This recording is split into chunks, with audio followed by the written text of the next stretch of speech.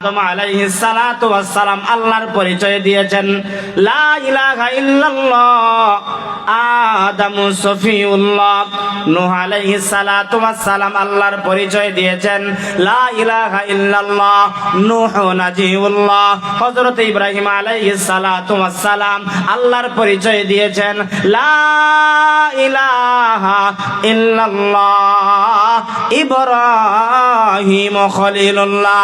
ঈসা আলাইহিস সালাতু ওয়াস সালাম আল্লাহর পরিচয় দিয়েছেন, লা ইলাহা ইল্লাল্লাহ। ঈসা রূহুল্লাহ। আমার আপনার নবীও আল্লাহর পরিচয় দিয়েছেন, একত্ববাদের পরিচয় দিয়েছেন, লা ইলাহা ইল্লাল্লাহু মুহাম্মাদুর রাসূলুল্লাহ। আমার নবী যখন সেই কালেমার দাওয়াত জন্মের পরেই দেন না, জন্মের পরে 40টা বছর নবীজি মক্কায় কাটাইছেন। মক্কার ছোট বড়, কালো সুন্দর, ধনী গরিব সবাই নবীকে মহব্বত করে, সবাই নবীকে ভালোবাসে। এমনকি রাস্তায় পাইলে নবীরে মহব্বত করে, ভালোবাসে, চাও খাওয়ায়, রুটিও খাওয়ায়। যেই দিন আমার নবী সেই কালেমার দাওয়াত দিতে আরম্ভ করলেন আর বললেন, তোমরা যারা সূর্যের পূজা করতা আজকে থেকে সূর্যের পূজা চলবে না। তোমরা যারা চন্দ্রের পূজা করতা আজকে থেকে চন্দ্রের পূজা চলবে না। তোমরা যারা 33 কোটি দেবতার পূজা করতা আজকে থেকে এগুলো চলবে না। একমাত্র গোলামি চলবে কার? আরো জোরে বলেন কার? হিন্দুরা 33 কোটি দেবতার গোলামি করেন, আর ইহুদিরা আল্লাহর সঙ্গে হযরতে উযাইর আলাইহিস সালাতু ওয়াস সালামকে আল্লাহর সঙ্গে অংশীদার করে, তারাও আল্লাহর ইবাদত করে। আর খ্রিস্টানরা হযরতে ঈসা আলাইহিস সালাতু ওয়াস সালামকে আল্লাহর পুত্র মনে করে, আর মরিয়মকে আল্লাহর স্ত্রী মনে করে। সবাই জুড়ে বলেন নাউজুবিল্লাহ। আল্লাহর কি তা ছেলে মেয়ে আছে? হ্যাঁ, আমরা মুসলমান, আমরা বিশ্বাস করি আল্লাহ এক, আল্লাহর সঙ্গে দ্বিতীয় আর কেউ নেই। সেই কথাটাই আমার নবীজি বুঝাইলেন। হে লোক সকল, ইয়া আইয়ুহান নাস কুলু লা ইলাহা ইল্লাল্লাহু তুফলিহুন। তোমরা এই কথাটা বলো, তোমরা কামিয়াব হয়ে যাইবা। আমার নবী জাবালে নূর হেরা গুহায় ধ্যান করতেন, আল্লাহর সঙ্গে ধ্যান করতেন। 40 বছর একদিন যখন উপনীত হয়ে গেল, আল্লাহ পাক নবীর কাছে একজন ফেরেশতা পাঠাইলেন, যেই ফেরেশতার নাম হলো জিবরিল আমিন। ওই জিবরিল আমিন আয়েশা বললেন, ইয়া রাসূলুল্লাহ, এতদিন আপনার পরিচয় ছিল মুহাম্মদ বিন আব্দুল্লাহ, আব্দুল্লাহর বেটা মুহাম্মদ। আজকে থেকে আপনার পরিচয় হয়ে গেল, আপনি হলেন মুহাম্মাদুর রাসূলুল্লাহ। সবাই বলি সাল্লাল্লাহু। এতদিন পরিচয় কি ছিল? মুহাম্মদ বিন আব্দুল্লাহ। এখন থেকে পরিচয় হয়ে গেল মুহাম্মাদুর রাসূলুল্লাহ। মুহাম্মাদুর রাসূলুল্লাহর শিলমোহর লইয়া, মুহাম্মাদুর রাসূলুল্লাহর সার্টিফিকেট লইয়া প্রকাশ্যে নবীজি সাল্লাল্লাহু আলাইহি ওয়াসাল্লাম জাবালে নূর হেরা গুহা থেকে বের হয়ে সর্বপ্রথম ঘরের ভিতরে প্রবেশ করলেন। ঘরের ভিতরে প্রবেশ কইরা হযরতে খাদিজাকে বললেন, খাদিজা, আমার পরিচয় এতদিন যেটা ছিল সেটা বাদ দিয়া এই মুহূর্তে আমার পরিচয় হয়ে গেল, আমি আল্লাহর পয়গম্বর, আমি মুহাম্মাদুর রাসূলুল্লাহ। এই স্বীকৃতি লইয়া তোমাকে কালেমার দাওয়াত দিলাম, একত্ববাদের দাওয়াত দিলাম। তুমি কালেমা পড়ো, মুসলমান হও। বলতে দেরি হযরতে খাদিজা কালেমা পড়ে মুসলমান হতে একটা মুহূর্ত দেরি করেন নাই। কত আস্তে নি সুবহানাল্লাহ। আরো জোরে বলেন সুবহানাল্লাহ। আচ্ছা, এখানের মধ্যে একটা কথা জিগাই, আমরা যারা বিয়া শাদী করছি, আমাদের যাদের স্ত্রী আছে, এলাকার কোনো একটা মানুষ যদি সকালবেলা বাড়িয়ে গেছে বাহুবল বাজারও, বিকালবেলা ইয়া যদি হয় আমি চেয়ারম্যান সাহেব, দুনিয়ায় সব মানলেও ঘরের ভিতরে বিবি মানবো নি? জোরে কন্যা কেতার লাগে মানতো না? বিবি জানে স্বামী কত নম্বরের চেয়ারম্যান। কেতা কইন আপনারা? ও ভাই জোরে কন্যা, দুনিয়ার সবাই মানলেও কিন্তু ঘরের বিবি মানতো বেটায়। প্রতিদিন ইমাম সাহেবের সাথে সাক্ষাৎ হইলে হয়, হুজুর আমি তো নামাজ পড়ি। ইমাম সাহেব মানুষ তো মনে করছে আল্লাহওয়ালা মানুষ, নামাজই পড়ে। এই কথা একদিন বউ নিলেছে, শুনছে বউ না কয়, তুমি অত ফাক্কা মিশা কথা কেমনে খাও? একদিনও তো দেখলাম না 7টার আগে ঘুম থেকে উঠতে। কারণ নমাজি না বেনামাজি ইমাম সাহেবের চাইতে জানবো কে? ঘরের বউয়ে জানবো। এই জন্য বাহুবল বাজার থেকে আইয়া কুটুট লাগে যদি হয় আমি চেয়ারম্যান সাহেব, কইব সবাই বিশ্বাস করলেও আমি কমপক্ষে বিশ্বাস করতাম। কেন করতো না? কমপক্ষে এই ব্যক্তিরা জানে তার স্বামীটা কত নম্বরের চেয়ারম্যান। এজন্য স্বামীর ওজন স্ত্রীর কাছে তখনই হয় স্বামী যখন তার জায়গা থেকে অটল অবিচল তাইকা দায়িত্ব পালন করে, তখনই একজন স্বামীর মর্যাদা স্ত্রীর কাছে বেড়ে যায়, আর ওই স্ত্রী তার স্বামীকে সম্মান করে। জুড়ে বলুন ঠিক কিনা? এমনও স্ত্রী আছে ঘরের ভিতরে যদি ঠিক মতো খাবার না দেয় বেন্দাই দেও। আচ্ছা এইটা বাদ দেন, খাবার না দিলে বাদ দেন। আমি কিছুদিন শ্রীমঙ্গল আসলাম, এখন তো ওয়াইফাই আইছে, আগে তো ডিশ লাইনের খুব একটা প্রচলন বেশি আছে। বারাটি বেঠা বারাটিয়া তাকে একদিন দেখা গেছে বিল না দিলে তো এই ডিসেল লাইন কাটি লইব। ফোন দেখ হয়েছে ঘরের ডিস লাইন কাটি লাইছে, বিল দেও না হয়, কিন্তু আজকে আইতে পারতা না ঘরের ভিতরে। বাস্তবই দেখা যায় বেটায় আইছে, আইয়া দেখে ডিস লাইন খাটা ঘরের ভিতরে ঢুকায় না। না দিলে সারা রাত্রির ভিতরে ঘরের ভিতরে ঢুকার কোনো অনুমতি। এমন জল্লাদ কিছু বেঠিন গড় আছে না নাই? আরো জোরে বলেন আছে না নাই? বাহুবল শিব পাশা না থাকতে পারে, অন্য অন্য এলাকায় থাকতে পারে, কিন্তু আমার নবী সাল্লাল্লাহু আলাইহি ওয়াসাল্লাম কেমন স্বামী হিসাবে ছিলেন? ঘরের ভিতরে আয়েশা স্ত্রীকে বলছেন, স্ত্রী প্রশ্ন করে নাই, স্বামী সম্পর্কে একটা অভিজ্ঞতা আছে, স্বামীর কথা শোনার সঙ্গে সঙ্গে বিশ্বাস করে তিনি কালেমা পড়ে মুসলমান হয়ে গেছেন। জোরে বলেন সুবহানাল্লাহ। আল্লাহর পয়গম্বর জিজ্ঞাসা করেন, খাদিজা আমি তোমাকে কেবলমাত্র বললাম, তুমিও সাথে সাথে কালেমা পড়লাম, মুসলমান হয়ে গেলাম। খাদিজা তোমার মনের ভিতরে দিয়ে আমাকে নিয়ে কোনো প্রশ্ন জাগলো না? আমি কেমনে নবী হইলাম, কিভাবে নবী হইলাম? হযরতে খাদিজা ডাক দিয়া বললেন, আমি মক্কার মধ্যে কত মানুষ দেখেছি, কত মানুষের সঙ্গে চলাফেরা করেছি, কত মানুষের সঙ্গে লেনদেন করেছি, আপনাকেও আমি দেখেছি। আপনার মতো আখলাকওয়ালা চরিত্রওয়ালা মক্কায় কেন পুরা আরবের ভিতরে দেখি নাই। আমার বিশ্বাস হয়ে গেছে মক্কার মধ্যে যদি আল্লাহ কাউকে নবুয়ত দেয়, কাউকে নবুয়তের স্বীকৃতি দেয়, কাউকে নবী বানায়, তাহলে আল্লাহ আপনাকেই নবী বানাইবে। আমার বিশ্বাস হয়ে গেছে, সেজন্য আমি প্রশ্ন করি নাই।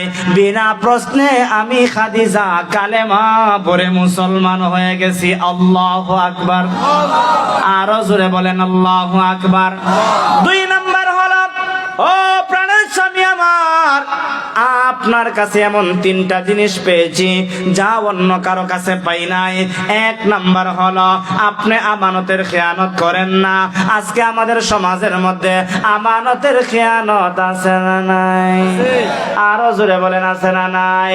বেটা আপনার কাছে মনে করেন আমানত হিসাবে 10,000 টাকা রাখছে, রাইকা বলছে, রে বাবা শুন, আমি কিন্তু 1 মাস পরে তোর কাছ থেকে নিয়ে নিব। কিন্তু 1 মাস যখন অতিক্রম হয়ে গেল, বলে দে আমার 10,000 টাকা। এ মুখ পুচ্ছা কয় খেট টাকা আছে না নাই? কয় আরেকবার যদি খুঁজবে, দেখছস নি এমনি দেখায়, সালাম দেখায় নি? হ্যাঁ না 12টা বাজাই লইব দেখায়, 12টা বাজাই লইব। আমানতের খেয়ানত আমাদের সমাজে আছে না নাই? শুধুমাত্র একজনের কাছে আমানত রাখলাম আর শেষ করে ফেললো। আজকে যাদেরকে আমরা আমানতদার মনে করি, চেয়ারম্যানরেও মনে করি, মেম্বাররেও মনে করি, এমপিরেও মনে করি, প্রধানমন্ত্রীরও মনে করি, আজকে দেখা যায় সমস্যা ঘটার কারণে কত আমানতের খেয়ানত বাংলাদেশের হয়েছে, তা পুঙ্খানুপুঙ্খানু ভাবে বের হইতেছে, ঠিক কিনা? যারা আল্লাহর আমানতটাকে, জনগণের আমানতটাকে খেয়ানত করে করেছে তারা আল্লাহর দরবারে জবাব দিতে হবে। না দেওয়া পর্যন্ত চেয়ারম্যান বাঁচতে পারবে না, এমপি বাঁচতে পারবে না, মন্ত্রী বাঁচতে পারবে না, কোনো নেতা নেত্রী বাঁচতে পারবে না। কারণ তোমার কাছে আমানত দেওয়া হয়েছিল প্রত্যেকটা গরিবের হাতে পৌঁছে দেওয়ার জন্য, প্রত্যেকটা অসহায়ের কাছে পৌঁছে দেওয়ার জন্য, প্রত্যেকটা বিধবার কাছে পৌঁছে দেওয়ার জন্য। বিধবার কার্ড তুমি ঠিক মতে আনছো, জনগণের কাছে পৌঁছে দিছ না। টিন ঠিকই আনছো, টিনটা জায়গা মতো পৌঁছে দিছ না। টিউবওয়েল ঠিক মতো আনছো, জায়গা মতো পৌঁছে দিছ না। আমানতের খেয়ানত করছো। আল্লাহর দরবারে জবাব না দেওয়া পর্যন্ত তুমি নেতা আল্লাহর কাছ থেকে বাঁচতে পারবে না। জুড়ে বলুন ঠিক কিনা? এই জন্য আমরা মুহাম্মাদুর রাসূলুল্লাহ সাল্লাল্লাহু আলাইহি ওয়াসাল্লামকে সবচাইতে বড় নেতা হিসাবে আমরা মডেল বানাইয়া আমরা ওই দিকে অগ্রসর হব। যেই নেতার কাছে আমানত আছে ওই নেতার পিছনে আমরা আছি, ঠিক কিনা? যেই নেতার কাছে আমানত নাই ওই নেতার সঙ্গে আমরাও। আরো জোরে বলেন। আল্লাহর পয়গম্বর সম্পর্কে হযরতে খাদিজা বলেন, আপনার কাছে এক নম্বরের একটা জিনিস পাইলাম, সেটা হলো আপনি আমানতের খেয়ানত করেন না। হিন্দু যদি নবীর কাছে আমানত রাখতো পুঙ্খানুপুঙ্খানু ভাবে পাইতো, খ্রিস্টান যদি নবীর কাছে আমানত রাখতো পুঙ্খানুপুঙ্খানু ভাবে পাইতো। আজকে মুসলমানের কাছে আমানত রাখে, খেয়ানত হয়ে যায়, আছে না নাই? কিন্তু আল্লাহর নবীর কাছে হিন্দু, খ্রিস্টান, বৌদ্ধ, নাসারা পর্যন্ত আমানত রাখতো। বাবা তার সন্তানের কাছে আমানত রাখে নাই, সন্তান তার বাবার কাছে আমানত রাখে নাই, নেতার কাছে আমানত রাখে নাই। নবীকে বিশ্বস্ত মনে করে, আমানতদার মনে করে আমার নবীর কাছে আমানত রাখতো। হযরতে খাদিজা বলেন, আপনার কাছে এক নম্বরে পাইলাম আপনি আমানতের খেয়ানত করেন না। দুই নম্বরে হলো আপনি ওয়াদা করলে ওয়াদার বরখেলাফ করেন না। চেয়ারম্যানে ওয়াদা করে, মেম্বারে ওয়াদা করে, নেতায় ওয়াদা করে, এমপি ওয়াদা করে, মন্ত্রী ওয়াদা করে, কিন্তু ওয়াদার বরখেলাফ করে এমন নেতা আছে না নাই? হ্যাঁ, মাশাআল্লাহ আছে তো, দেখা যায়। কিন্তু সরকারে দো আলম নবী মুহাম্মাদুর রাসূলুল্লাহ এমন একজন ব্যক্তি ছিলেন যিনি ওয়াদা করলে ওয়াদার বরখেলাফ করতেন না। একজনের সঙ্গে ওয়াদা দিয়ে দিয়েছেন, আগামীকাল তোমার সঙ্গে সাক্ষাৎ করব, যতই বাধা আসুক না কেন সেখানে নবীজি সাক্ষাৎ করতেন। যার সঙ্গে ওয়াদা দিতেন ওয়াদার বরখেলাফ করতেন না। হযরতে খাদিজা বলেন, আপনার কাছে দুই নম্বরে পাইলাম আপনি ওয়াদার বরখেলাফ করেন না। তিন নাম্বার হলো, ওগো নবীজি, ওগো প্রাণের স্বামী আমার, আপনার কাছে তিন নম্বরে পাইলাম আপনি আত্মীয়তার সম্পর্ক ছিন্ন করেন না। আমাদের সমাজের মধ্যে এমন কিছু মানুষ আছে একই ফ্যামিলি থেকে আস্তে আস্তে আলাদা হয়ে গেছে, বাচ্চা কাচ্চা বড় হয়ে গেছে, তাদের ফ্যামিলি থেকে একজন লন্ডন চলে গেছে, অথবা আমেরিকা চলে গেছে, জাপান জার্মান চলে গেছে, সৌদি আরব কাতার চলে গেছে, আর চাচাতো ভাই অথবা চাচাটা এখনো বিদেশ যাইতে পারে না, দিন মজুর আনে আর খায়, তার চাচা ভাতিজারে পরিচয় দেয় না।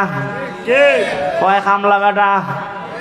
আরে চাচার কথা বাদ দেন, বাবা সন্তান যদি ধনী হয় ওই সমস্ত তার বন্ধু বান্ধবের কাছে বাবারই পরিচয় দিতে চায় না, এমন কুলাঙ্গার সন্তান পৃথিবীতে আছে না? না, এজন্য আমার নবী সাল্লাল্লাহু আলাইহি ওয়াসাল্লাম আত্মীয়তার সম্পর্ক ছিন্ন করতেন না। এমন জিনিস আমাদের ভিতরে আসা দরকার আছে না নাই? হ্যাঁ, কষ্ট হইতাছে না আপনাদের? কষ্ট হয় কার কার? হাত তোলা দিন দেখি, হাত তোলা দিন। কার কার কষ্ট? ওই একজন দুইজন, মাশাআল্লাহ মাশাআল্লাহ। হ্যাঁ, আচ্ছা, কষ্ট হয় না কার কার? হাত তোলা দিন, দুইটা হাত তোলা দিন, দুইটা হাত তোলা দিন। নারা দিন হাত। নারায়ে তাকবীর, নারায়ে তাকবীর। হাত নামায়। মাশাআল্লাহ। নবীর কাছে হযরতে খাদিজা কয়টা জিনিস পাইছেন? কয়টা? আরো জোরে বলেন কয়টা? এক নাম্বার হলো আমানতের খেয়ানত করেন না। দুই নম্বরে আপনি ওয়াদার বরখেলাপ করেন না। তিন নাম্বার হলো আপনি আত্মীয়তার সম্পর্ক ছিন্ন করেন না। আল্লাহর পয়গম্বর যখন সেই কথাগুলো শুনলেন, শোনার পরে এবার খাদিজার উপরে বেজার না খুশি? আরো জোরে বলেন বেজার না খুশি? আল্লাহর পয়গম্বর মুহাম্মদুর রাসূলুল্লাহ সাল্লাল্লাহু আলাইহি ওয়াসাল্লাম বললেন, খাদিজা এবার শোনো, তুমি হলে মহিলাদের মধ্যে সর্বপ্রথম ইসলামের ছায়াতলে আসনেওয়ালা বান্দি। তুমি ইসলামের প্রথম বান্দি যিনি ইসলাম গ্রহণ করেছেন। এবার আল্লাহর পয়গম্বর সেই তাওহীদের দাওয়াত, কালেমার দাওয়াত, ইয়া আইয়ুহান নাস কুলু লা ইলাহা ইল্লাল্লাহর দাওয়াত দেওয়ার জন্য বন্ধুর কাছে গেলেন। বন্ধু আপনারও আছে, বুড়া চাচারও বন্ধু আছে, আমারও বন্ধু আছে, কিন্তু বন্ধু এমন বন্ধু হওয়া দরকার যেই বন্ধু আখিরাতের সন্ধান দেয়। এমন বন্ধু হওয়া দরকার না যেই বন্ধু আমাকে মদ গাঞ্জার দিকে নিয়ে যায়। এমন বন্ধু আমাদের দরকার নাই। আচ্ছা, সিগারেট খাওয়া, গাঞ্জা খাওয়া, মদ খাওয়া মা বাবা শিখায়নি? আরো জোরে বলেন, মা বাবা শিখায় না। বন্ধু যদি খারাপ হয় মদ খাওয়া শিখায়, বন্ধু যদি খারাপ হয় গাঞ্জা খাওয়া শিখায়, ইয়াবা খাওয়া শিখায়, বাবা খাওয়া শিখায়। বন্ধু যদি বালা হয় নামাজের দিকে, নামাজের টাইমে ডাকে। বন্ধু যদি বালা হয় কোরআন তেলাওয়াত শিখায়। বন্ধু যদি বালা হয় বন্ধুর সঙ্গে সাক্ষাৎ হলেই আগে বলে না কেমন আছস, আগে বলে আসসালামু আলাইকুম। ঠিক কিনা? ও মুসলমান, আওয়াজ দিয়া বলুন ঠিক কিনা? এজন্য ভালো বন্ধু নির্বাচিত করা দরকার আছে না নাই? আরো জোরে বলেন। নবীজির একজন বন্ধু ছিলেন, নবীজির ছোটবেলার বন্ধু হযরতে আবু বকর সিদ্দিক রাদিয়াল্লাহু তাআলা আনহু নবীজির একজন ঘনিষ্ঠ বন্ধু ছিলেন। বন্ধুকে ডাক দিয়া বললেন, বন্ধু শোনো, আমি আল্লাহর পয়গম্বর মুহাম্মদ বিন আব্দুল্লাহ থেকে মুহাম্মাদুর রাসূলুল্লাহর স্বীকৃতি পাইলাম। এবার তোমাকেও কালেমার দাওয়াত দিলাম। বন্ধু তুমি কালেমা পড়ে মুসলমান হয়ে যাও। বলতে দেরি, বন্ধু কালেমা পড়ে মুসলমান হতে দেরি করেন নাই। সুবহানাল্লাহ। আরো জোরে বলেন সুবহানাল্লাহ।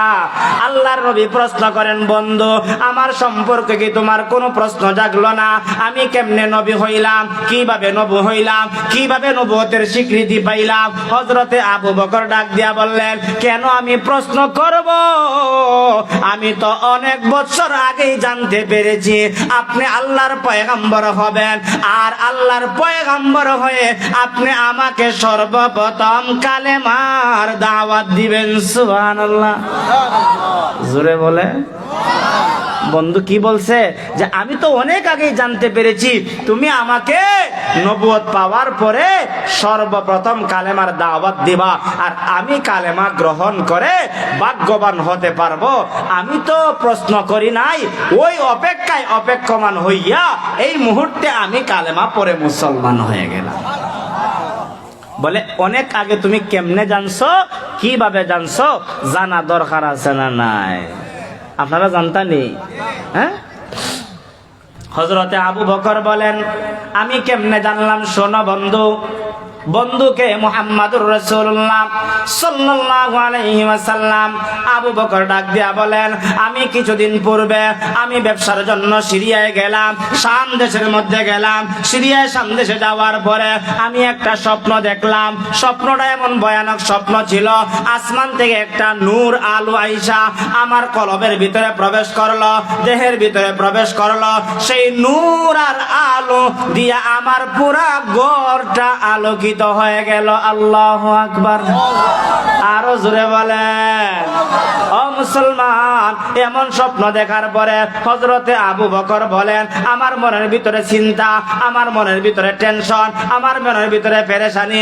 আপনিও স্বপ্ন দেখেন, আমিও স্বপ্ন দেখি। আপনি স্বপ্ন দেখেন রাত্রে বেলায় ঘুমায়া ঘুমায়া বাহুবল বাজারের উন্নত মানের মিষ্টি খাইতেছেন, ঘুম থেকে উইটা দেখেন লেফের কোনা চাবাইতেছেন।